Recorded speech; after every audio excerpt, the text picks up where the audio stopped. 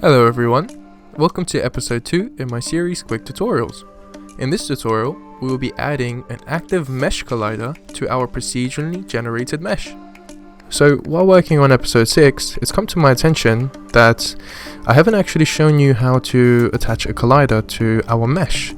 You may think it's simple by simply attaching a mesh collider like this.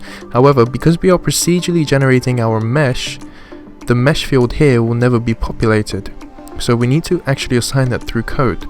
So let's quickly jump into Visual Studio.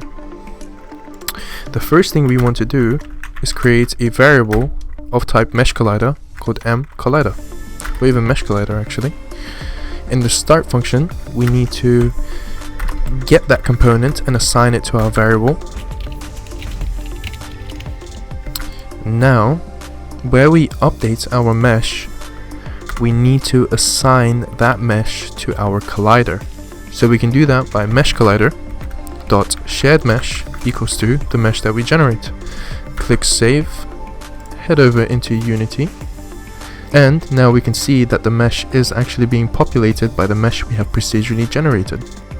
So if we add a rigid body to our cube, and boom, perfect, everything works. I hope you enjoyed this mini tutorial, and I apologize for the delay in uploads. Work has recently picked up, therefore I haven't had much time to plan tutorials and experiment, but I am currently working on episode 6, so please expect that to be uploaded soon. Have a good day, and I will see you next time.